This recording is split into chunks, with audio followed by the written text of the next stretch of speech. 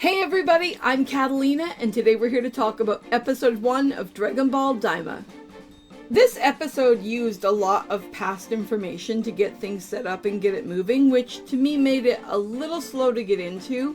I can understand why they wanted to do at least a bit of that to try and help anyone who is coming in without a great deal of background knowledge of previous events, but it did slow things down at least slightly.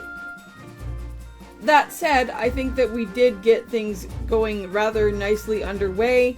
I think it's kind of fun that we're mostly actually starting from the villain's perspective and the villains watching the heroes and getting information.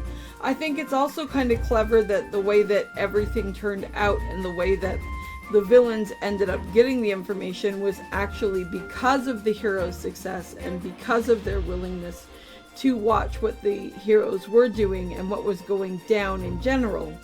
Another thing I think is really interesting, given the overall situation that we see here, is the reality that if the villains had not decided to actually go about this whole scheme to try and prevent the heroes from coming after them, there may or may not have ever been any reason for our heroes to do so, and we won't know obviously because the villains didn't sit on their laurels and weren't patient and didn't wait to see what would happen.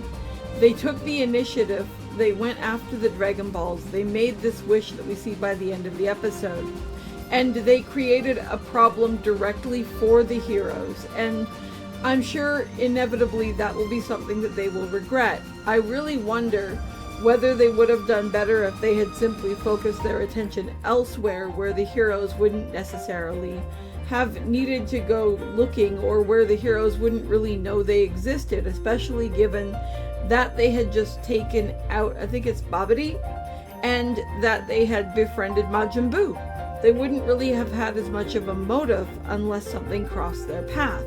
So it's definitely a bold choice on the villain's point of view. One thing I will say is that so far at least, it seems like this group of bad guys is rather comical and rather amusing. We seem to have more of a funny and silly and quirky kind of group rather than somebody who is more cunning and focused like Frieza. We'll have to see whether that continues to be the case or whether they will inevitably kick it up a notch. I mean, this plan is brilliant from a get them out of my hair so I can do my thing kind of perspective, but we still don't entirely know just what it is that this new Demon King is going to want to do and what he's going to want to accomplish.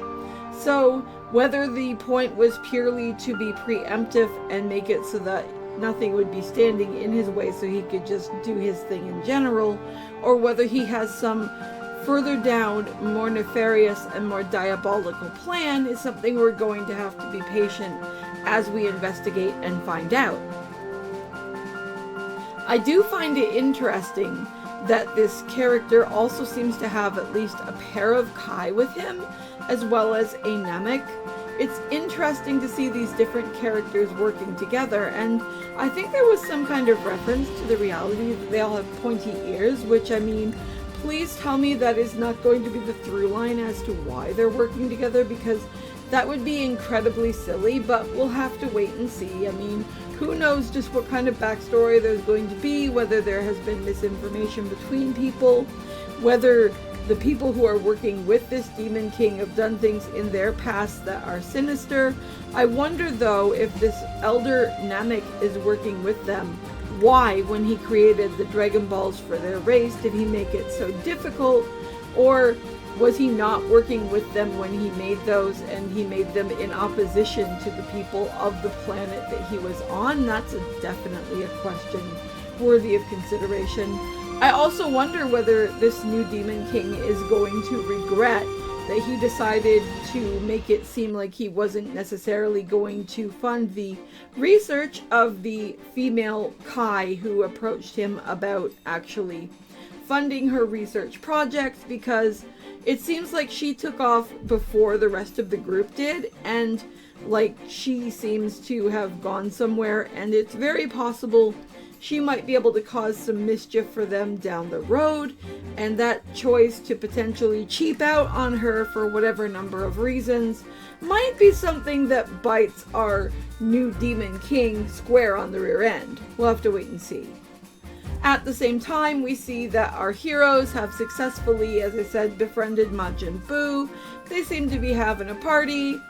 Goku and Vegeta seem to be doing some training as per usual. Everybody's kind of just doing their regular thing. I definitely felt for Dende and Mr. Popo. They definitely seemed like they were getting the raw end of the stick with the new villain group showing up in their area and being like, hey, give me the Dragon Balls. And then even though Dende is just like, nah, it doesn't seem to matter because the Elder Namek they brought with them was able to do that without any kind of need for Dende's assistance, and having seen the ritual be performed, they didn't even need Dende for the secret words, so Dende was kind of useless to stop them. I do admire the reality that they didn't actually do any kind of permanent harm to Dende or to Mr. Popo. I wonder whether that is just because these villains aren't necessarily as threatening, or whether it is because they feel that Dende and Mr. Popo are not a threat. Overall though, I think we're off to a pretty solid start. Next episode, I would presume we're going to see the consequence of the wish that was made. I wonder whether these guys are going to get 2 more wishes, because we didn't get to see what was ultimately done with that. We did see the Demon King talking about what he wanted wish number 2 to be, but we didn't actually see him make it. We also didn't see what or whether the male Kai who asked for the 3rd wish actually got to make a wish or not, or whether something has interfered and they only got the 1 wish to go off that they made that we saw on screen. So that definitely leaves some questions. Anyway, those are my thoughts, but I'd love to know what you guys are thinking of this. So drop a comment below and let me know, and I'll talk to you in the next video. See you later. Bye!